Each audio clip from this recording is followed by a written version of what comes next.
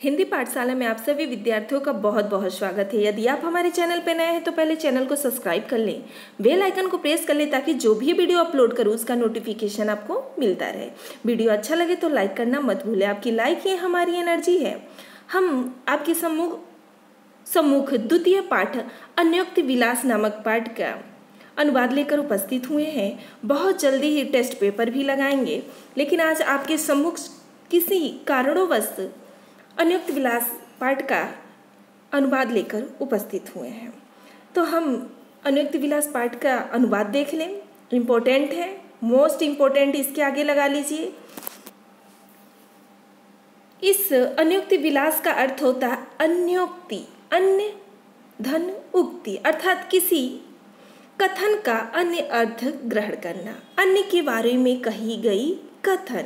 इसमें मानव को शिक्षाप्रद एवं जीवन उपयोगी संदेश प्रदान किए गए हैं। मनुष्य ईश्वर की सर्वश्रेष्ठ कृति है, अतः वह विभिन्न जड़ चेतन के माध्यम से भी ज्ञान प्राप्त कर सकता है। प्रस्तुत श्लोक में इसके विषय में बताया गया है। पहला श्लोक आपके सम्मुख है, आपकी स्क्रीन पे पहला श्लोक। नितराम नीचो अस्मिन् त्वं खेदं कूपं कदापि मा कृथा अत्यंत सरस हृदय यत परेशां गुणग्रहितासि। अब हम कठिन शब्दों का अर्थ भी देखते हुए चलेंगे। कह रहा है नितरा नीचो अस्मिन् त्वं खेदं कूपम। नितरा, नितरा का अर्थ होता है अत्यधिक। नितराम अर्थ लिखते हुए चलिए, अत्यधिक, नितराम अत्यधिक।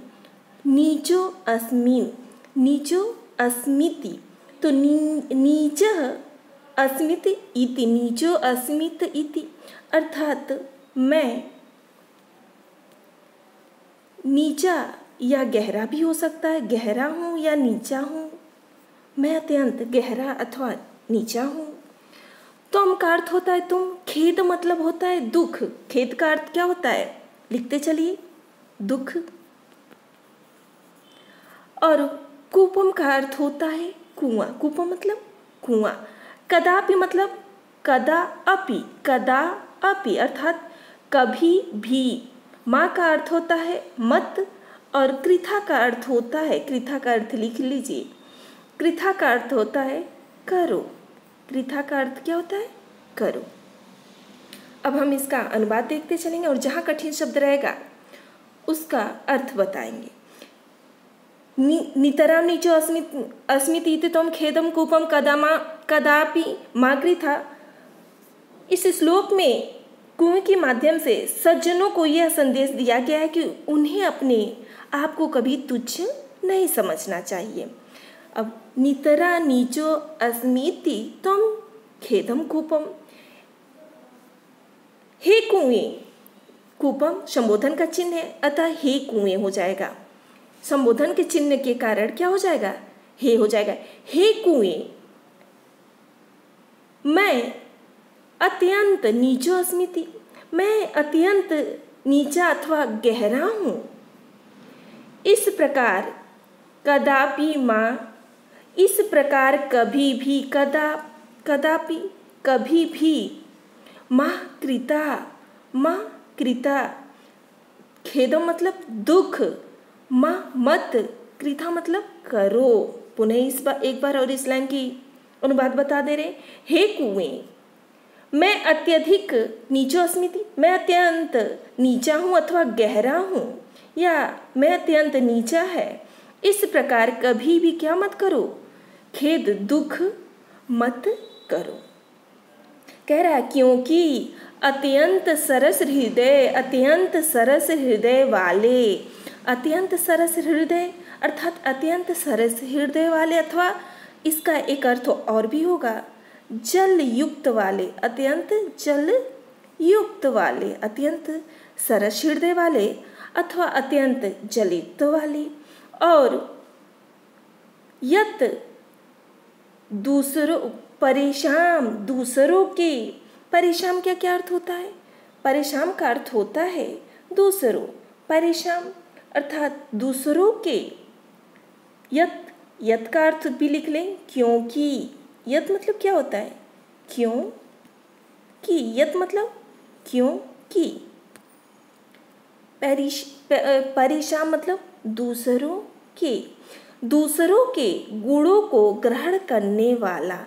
गुण ग्रहिता से दूसरे के गुणों को ग्रहण करने वाले हो। एक बार पुनः शुरू से अनुवाद देख ले। हे कुएं, मैं अत्यधिक गहरा हूँ अथवा नीचा हूँ, इस प्रकार कभी कदापि मां कृथम खेदम, कभी दुख मत करो, क्योंकि अत्यंत सरस हृदय वाले अथवा जल युक्त वाले और दूसरों के गुणों को ग्रहण करने वाले हो। स्पष्ट हो गया होगा। अब इसका भाव क्या है, भाव अर्थ भी जान लें। भाव अर्थ भी जानना अत्यंत आवश्यक है।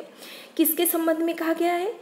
ये सज्जन पुरुषों के संबंध में कहा गया। हे गंभीर पुरुष, मैं अत्यंत तुच्छ हूँ, ऐसा समझकर तुम मन में दुख मत करो, खेद मत करो, क्योंकि तुम सरस हृदय वाले हो। करा अत्यंत सरस हृदय, तुम सरस हृदय वाले हो और परिश्रम गुणग्राहिता से दूसरे के गुणों को ग्रहण करने वाले हो। भाव यह है कि व्यक्ति कितना ही छोटा क्यों न हो, यदि वह सरस हृदय और दूसरे के गुणों को ग्रहण करने वाला हो तो वह किसी से भी कम नहीं है। पहले में मैं अनुवाद बताई हूँ, दूसरी बार मैं इसका भाव अर्थ बताई हूँ। यदि अनुवाद पूछेगा तो अनुवाद ही आप करिएगा। पहले में अनुवाद ही मोस्ट इम्पोर्टेंट है, इसलिए मैं पुनः एक बार इसका आपके सम्मुख इसका अनुवाद पुनः एक बार बता दे रही हूँ, ताकि आप किसी प्रकार से परेशान मत होएं। अगर अनुवाद पूछे तो आप अनुवाद बताएंगे, भावार्थ पूछेगा तभी भावार्थ बताएंगे।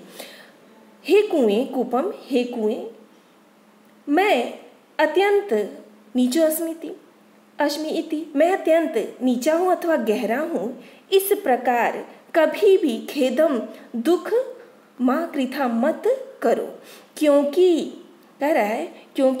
अत्यंत सरस हृदय वाले अथवा जल युक्त वाले और परेशान दूसरों के गुणों को ग्रहण करने वाले होते हैं। ये इसका अनुवाद हो गया। आगे हम चल रहे हैं।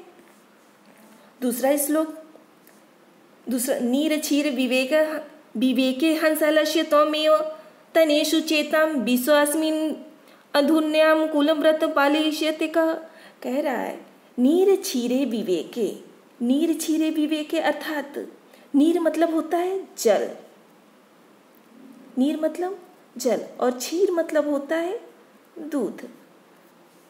विवेके अर्थात अपनी बुद्धि से दूध और पानी को अलग करने में हंस आलस्य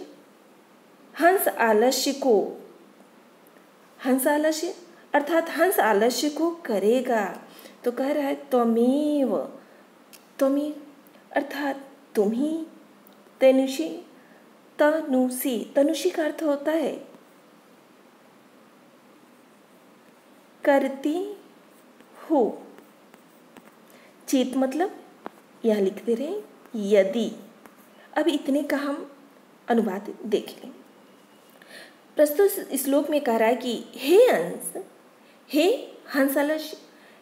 हंस, यदि तुम दूध और पानी को अलग करने में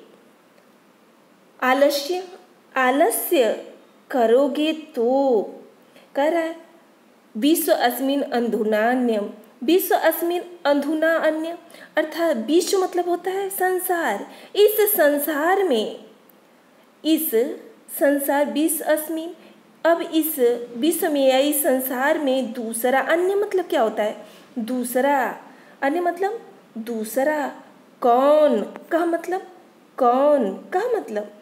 कौन अपने कुल व्रत, कुल की मर्यादा का पालयिष्यति पालन करेगा, कुल की मर्यादा का पालन करेगा। पुनः एक बार देख ले रहे हैं शुरू से। कह रहा है कि हे हंस, यदि तुम जल और दूध को या पानी और दूध को अलग करने में आलस्य करोगे तो इस संसार में विश्व अस्मिन् अंधुना अन्यम, तो इस संसार में दूसरा, अन्य मतलब दूसरा का मतलब कौन अपने कुल व्रत, अपने कुल की मर्यादा का या कुल के व्रत का पालिष्यति मतलब पालन करेगा। यह इसका अनुवाद हो गया। भावार्थ है, हे गुणग्राही पुरुष या हे सज्जन पुरुष, यदि तुम ही गुण और दोषों को समझने में आलस्य करोगे और उचित अनुचित का निर्णय नहीं करोगे तो इस संसार में दूसरा कौन अपने कुल का पालन करेगा, अपनी मर्यादा का पालन करेगा। स्पष्ट हो गया होगा। अब तीसरे श्लोक पे चलते हैं। हम बहुत आराम से चलेंगे ताकि आपको कहीं दिक्कत ना हो। कह रहा है, कोकिल याप्य दिवसान तावत बिरसान करील विटपेशु यावन्न मिलद अलिमाल कोअपि रसाल समुल्लसति। कोकिल मतलब क्या होता है? कोकिल मतलब कोयल होता है। कोकिल मतलब कोयल होता है। याप्य, याप्य का लिख लीजिए बिताओ।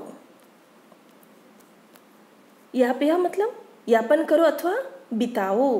दिवसन मतलब दिन। तावत मतलब उसी प्रकार। तावत मतलब उसी प्रकार। या विरसान, विरसान का भी इम्पोर्टेंट है। विरसान मतलब नीरस होता है। नीरस, विरसान मतलब नीरस होता है। करील विटपेशु, करील मतलब होता है करील के पेड़ों पे, करेला जिसे कहते हैं, करील के पेड़ों पर।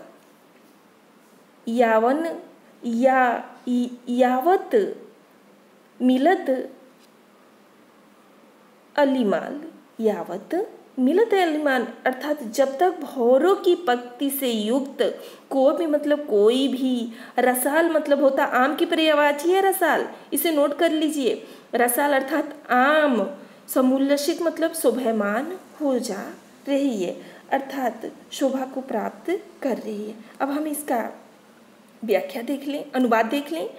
क्षमा चाहते हो, व्याख्या नहीं अनुवाद। पहले हम इसका अनुवाद देखेंगे फिर इसका भाव अर्थ देखेंगे। कह रहा है कोकिल संबोधन का चिन्ह है इसलिए हो जाएगा हे कोयल। यहाँ पे अब दिवस तावत, तावत मतलब तब तक, तावत मतलब तावत अर्थात तब तक, अपने, विरसान मतलब होता है नीरस दिनों को, दिवस दिनों को, करील विटपेश मतलब होता है करील, करील के पेड़ों पर बिता लो। हे कोयल तब तक अपने नीरस दिनों को उस करील के वृक्ष, करील के विटपेश मतलब विट मतलब विटपेश, विट मतलब वृक्ष होता है, उन करील के पेड़ों पर क्या कर लो? याप्य बिता लो। याप्य मतलब बिता लो या यापन कर लो। आगे कह रहा है यावन यावत मिलत अमिलान, यावत मिलत अमिलान अर्थात जब तक भौरों की पंक्तियों से युक्त, मलित अलिमाल, अलिमाल मतलब क्या होता है? भौरों, भौरों की पंक्तियों से युक्त, कोअपि मतलब कोई, रसाल का अर्थ होता है आम का वृक्ष सुशोभित न हो जाए अथवा पूर्ण रूप से विकसित नहीं होता तब तक हे कोयल अपने इस नीरस दिनों को करील के वृक्ष पर व्यतीत कर लो। श्लोक का अनुवाद हो गया। अब इसका भाव अर्थ भी जान लें कि क्या कहा जा रहा है। इसमें कहा जा रहा है कि हे सज्जन पुरुष या हे विद्वान पुरुष, तब तक अपने विपत्ति के दिनों को उसी प्रकार व्यतीत कर लो या उसी प्रकार काट लो जब तक कि तुम्हें किसी गुणग्राही व्यक्ति का आश्रय नहीं मिल जाता, अर्थात अच्छे व्यक्ति का आश्रय नहीं मिलता अथवा सज्जन व्यक्ति का आश्रय नहीं मिल जाता। यहाँ तक आपको स्पष्ट हो गया होगा। अब आगे इसके आगे आप मोस्ट इम्पोर्टेंट लगा लीजिए। मोस्ट इम्पोर्टेंट है, बहुत आराम से हम चलेंगे, एक एक शब्द को स्पष्ट करेंगे। कई बार एग्जामों में आया है, संभावना है इस बार भी आपके एग्जाम में आए, तो इसलिए मैं चाहूँगी इसे आप एक एक शब्द को रट ही डालिए ताकि आपको अनुवाद में कहीं दिक्कत ना हो। कर रे चातक, हे चातक, सावधान मनसा मित्र, सावधान मनसा मतलब होता है मन या चित्त से, सावधान चित्त से, मित्र मतलब मित्र, छड़ा मतलब छड़ भर, श्रूयताम मतलब सुनिए, श्रूयताम लिख लीजिए आप, सुनिए, ये श्रूयताम मतलब सुनिए, स्पष्ट हुआ होगा। पुनः एक बार मैं बता दूं, रे चात का हे चातक संबोधन का चिन्ह लगा है, इसलिए हो जाएगा हे चातक, क्षमा चाहती हूँ, हे चातक। सावधान मनसा मित्र, सावधान चित्त से या सावधान मन से। क्षण मतलब होता है क्षण भर, श्रूयताम मतलब सुनिए। अंबोधा मतलब होता है बादल, इसको लिख ही लीजिए, शायद दिक्कत है आपको। अंबोधा बादल की परिभाषा है। बादल, बहु मतलब बहुत सारे, संति मतलब है, गगने मतलब आसमान में, गगने मतलब आसमान में, सर्वे अपील सभी भी, लेकिन सभी भी अब दे रहा है न एतादृशा, नैतादृशा, न एतादृश, ऐसा नहीं है, इसको लिख लीजिए।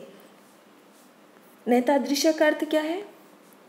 ऐसे नहीं है, ऐसे नहीं है। स्पष्ट हो गया होगा। अब मैं बड़ी आराम से इसका अनुवाद भी बताऊंगी ताकि आपको किसी प्रकार का दिक्कत ना हो। रे चातक कह रहे हैं, प्रस्तुत श्लोक में कह रहे हैं, हे मित्र, हे मित्र चातक, क्षण श्रूयताम, तुम क्षण भर सावधान, सावधान मनसा, सावधान मन या सावधान चित्त से मेरी बात को सुनो। अथवा हो जाएगा, हे चातक सावधान मन से, हे मित्र मेरी बात को सुनो। अंबोधा बहवः सन्ति गगने सर्वोपि नैतादृश। अंबोधा मतलब होता है आकाश या बादल, आकाश में बहुत से बादल रहते हैं। गगने सर्वे अपि, यानी आकाश में बहुत सारे अंबोधा बादल रहते हैं, किंतु सभी ऐसे उदार नहीं है। कह रहा है नैतादृश ऐसे नहीं है, नैतादृश ऐसे नहीं है। नैतादृश मतलब ऐसे उदार नहीं है या ऐसे नहीं है। केंचित वृष्टि आर्दयन्ति वसुधा गर्जयन्ति केचित वृथा। कह रहा है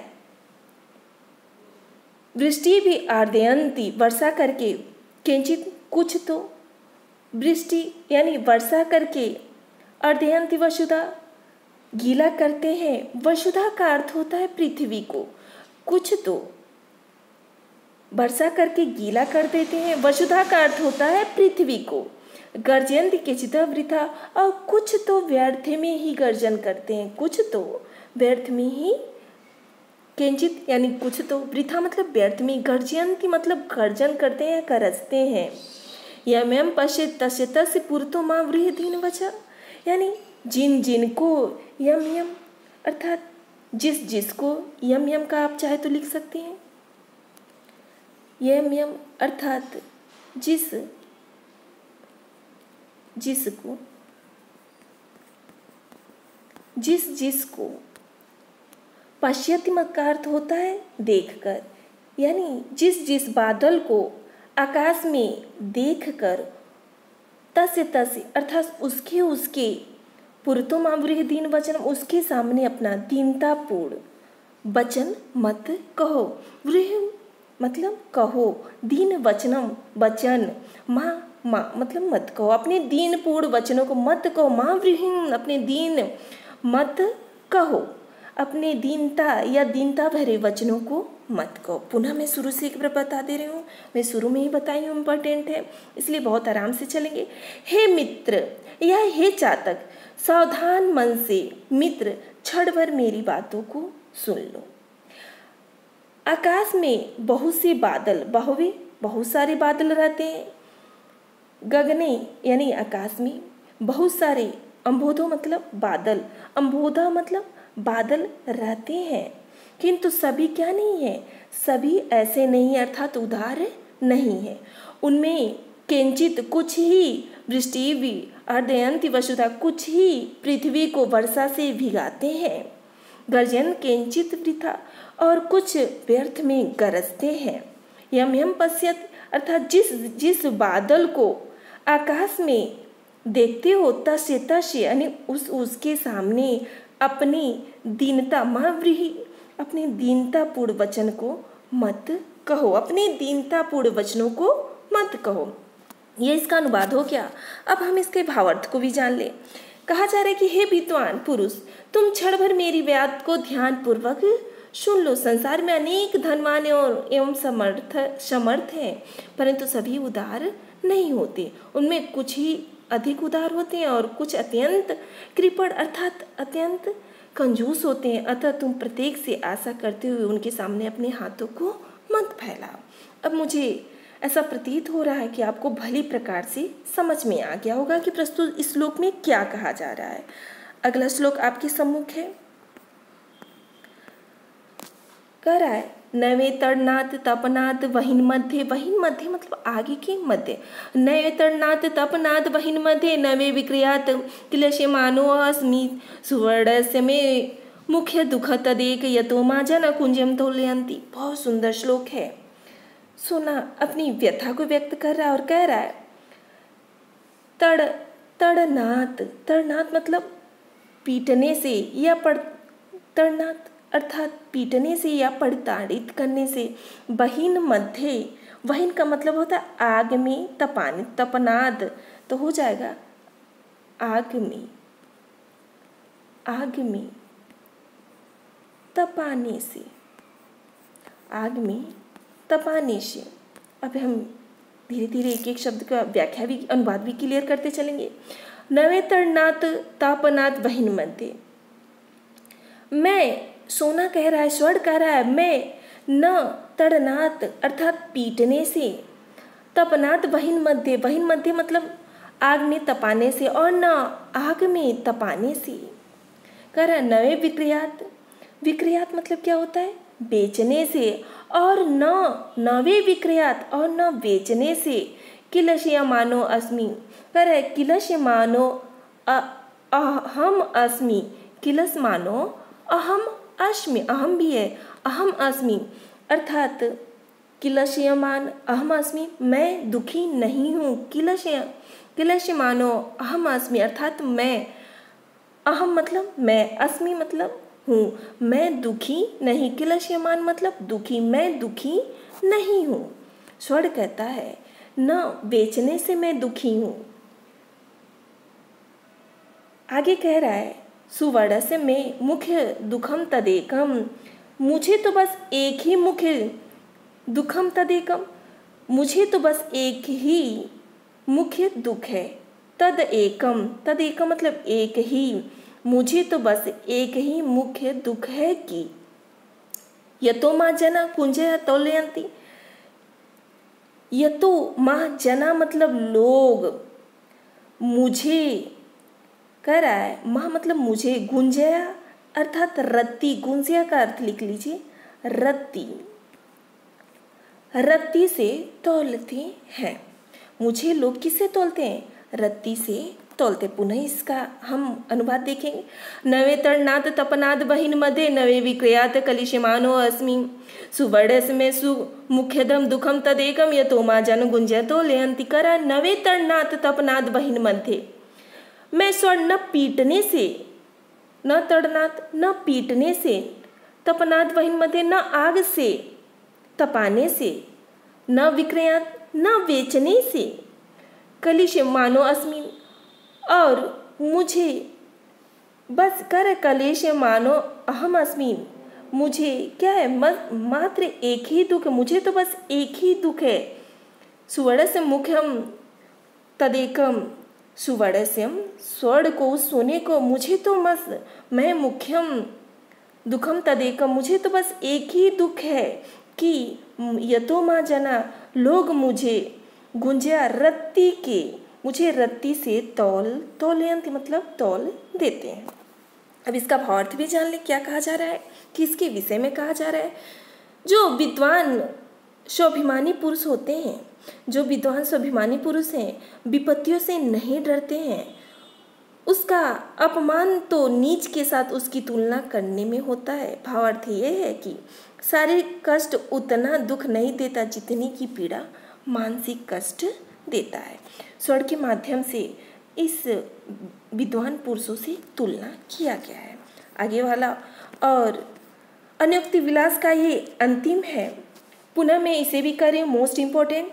आप अपनी पुस्तक में या कॉपी में जो भी नोट्स बना रहे हैं उसके आगे भी, इसके आगे ये 6वां श्लोक आपके स्क्रीन पे, इसके भी आगे आप मोस्ट इम्पोर्टेंट लगा लीजिए। लगातार एग्जाम में कई बार इसे पूछा गया है, अतः मैं कह रही हूँ इसके आगे आप मोस्ट इम्पोर्टेंट लगा लीजिए। रात्रि गमिष्यत् भविष्य सुप्रभात भाषानुदेश्यत् हसयन्ति पंकजाल इत्थम विचयन्ति कोशगते द्विरेफ हा हंत हंत नलिनी गज उज्जहार।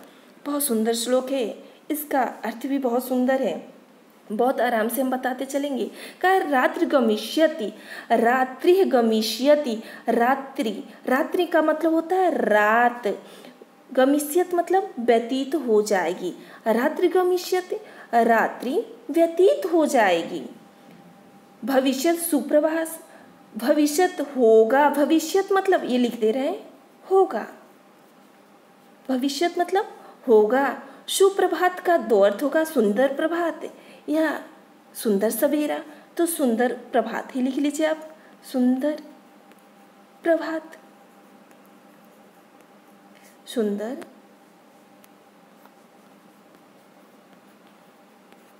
प्रभात। स्पष्ट हो गया होगा। अब हम इसका अनुवाद करते हुए चलेंगे। रात्रि गमिष्यति, रात व्यतीत होगी, रात्रि गमिष्यति रात्रि व्यतीत होगी। भविष्यत मतलब होगा या होगी। सुंदर प्रभात, सुंदर प्रभात होगा। भास्वानुदेश्यति, भास्वानु, ये भास्वान उदेश्यति अर्थात सूर्य उदित, सूर्य क्या होगा, सूर्य उदित होगा अर्थात सूर्य निकलेगा। भास्वानुदेश्यति अर्थात सूर्य निकलेगा। हाँ, हंसिष्यति पंकजाली, हंसिष्यत मतलब क्या होता है, खिलेगा, इसको लिख लीजिए हंसिष्यति अर्थात खिलेगा, खिलेगा। पंकजाली, पंकजाली का अर्थ होता है कमलों का समूह, हम लिख दे रहे हैं पंकजाली, यहाँ लिख दे रहे हैं कमलों का समूह। स्पष्ट हो गया होगा। अब पुनः इसका हम शुरू से अनुवाद बता रहे हैं। कमलिनी में बंद भौरा सोचता है कि रात्रि गमिष्यत रात व्यतीत होगा, या कमल में बंद भौरा सोचता है कि रात व्यतीत हो गया। सुंदर सुप्रभात, सुंदर प्रभात होगा। भविष्यत मतलब, भविष्यत मतलब क्या होता है, भविष्यत मतलब होगा, सुंदर प्रभात होगा। कह रहा है भास्वास उदेश्यति, भास्वासी सूर्य, भास्वान उदेश्यति सूर्य निकलेगा। हस्यन्ति पंकजाली और कमलों का समूह, हसिष्यत मतलब खिलेगा, कमलों का समूह क्या होगा, खिलेगा। इत्थम विचरयन्ति कोशगते द्विरेफ, इस प्रकार, द्विरेफ का अर्थ लिख लीजिए, दिक्कत दे सकता है आपको। द्विरेफ का अर्थ होता है भौरा, भौरा या भौरे भी हो सकता है, भौरे के। तो कह रहा है, अब इसका अर्थ मैं बताती चल रही हूँ कि इत्थम विचरयन्ति कोशगते द्विरेफे, इस प्रकार कमल पुट में बैठे हुए भौरे के ऐसे सोचते सोचते, कोशगते यानी उस कमल पुट में बैठे हुए, द्विरेफ मतलब भौरे के ऐसे सोचते सोचते, हा हंत हंत, हाय नलिनी गज हंज उज्जहार, हाय बड़ा दुख है कि हाथी उसी कमलनी को क्या कर लिया, उखाड़ ले गया। उजहार, उजहार मतलब कमलनी को क्या कर लिया, उखाड़ ले गया। नलिनी गज, गज मतलब हाथी, नलिनी अर्थात कमलनी को, उस कमलनी को हाथी ने क्या कर लिया, उखाड़ लिया। पुनः मैं शुरू से बता दे रही हूँ, मोस्ट इंपॉर्टेंट है। रात्रि गमिष्य भविष्य सुप्रभात, रात व्यतीत होगा। कमलनी, उस भौरा सोच रहा उस कमल दल में बैठे हुए, उस कमल के पुष्प में बैठे हुए कि रात समाप्त होगी, सुंदर प्रभात होगा। भास्वान उदेश्यति, सूर्य निकलेगा। कमलों का समूह हशीशत मतलब खिलेगा। इस प्रकार, इत्थम विचरयन्त, इस प्रकार सोचते हुए, विचार करते हुए। कमल पुट में बैठे, कोष गते यानी कमल पुट में या कमल कोष में बैठे हुए। द्विरेप भौरे, कैसे सोचते सोचते। हा हंत हंतम, हाय हंतम, बड़ा दुख है कि। हाथी नलिनी गज, गज अर्थात हाथी उस नलिनी कमलनी को उखाड़ ले गया, अर्थात उसको क्या कर दिया, समाप्त कर दिया। भाव अर्थ ये है कि मनुष्य तो सुख की आशा में अपने दुख के दिन काटता है, परंतु उसका वह दुख समाप्त भी नहीं हो पाता कि उसे मृत्यु ग्रसित कर लेता, अर्थात तो उसे मृत्यु की प्राप्ति हो जाती है।